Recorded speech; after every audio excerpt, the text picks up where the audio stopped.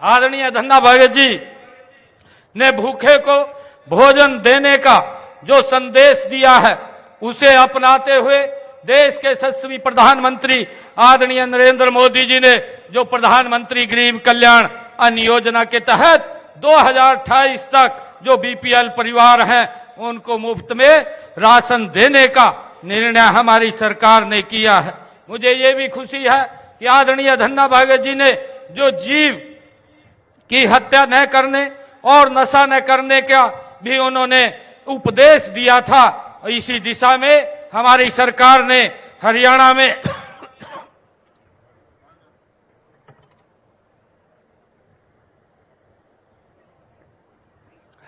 में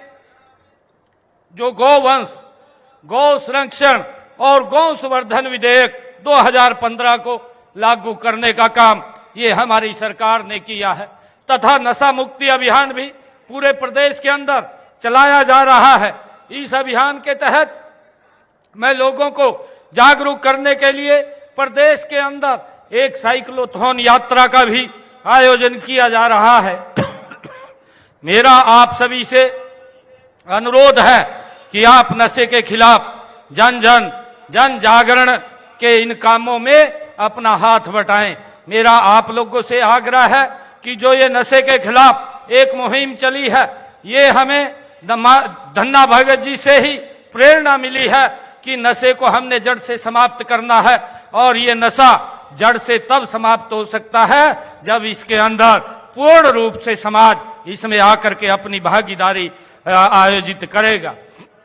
और जब आप लोग इसमें शामिल होंगे तो यह नशा पूर्ण रूप से समाप्त होगा। इसके लिए हमने जन जागरण अभियान चला रखा है और हमने कानूनी तौर के ऊपर भी इसके ऊपर सख्त कार्रवाई करने का निर्णय हमारी सरकार ने लिया है। हमने इसके लिए एक मानस पोर्टल भी बना रखा है कि अगर आप लोग कोई आपके नजदीक या कहीं मोहल्ले गांव के अंदर कोई नशे में संलिप्त होता है उसकी जानकारी उस मानस पोर्टल के ऊपर आप देंगे तो हम उसके ऊपर सख्त कार्रवाई करने का काम भी हम करेंगे ताकि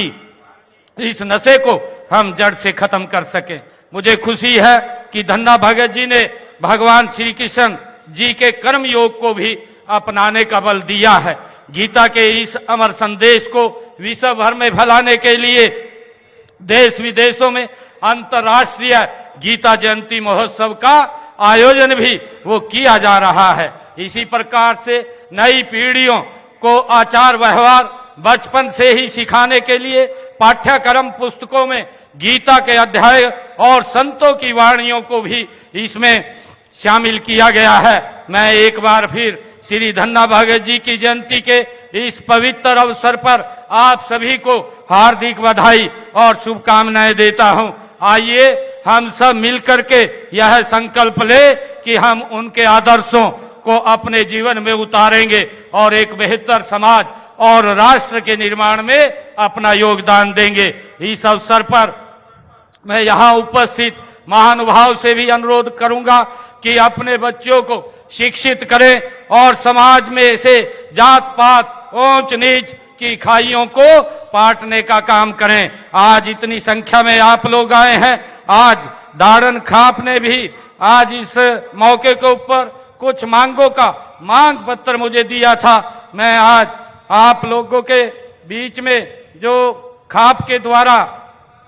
ये मांग पत्र दिया गया है उसमें से जो मुझे कहा गया है कि सर्व जातीय दाड़न खाप पालवा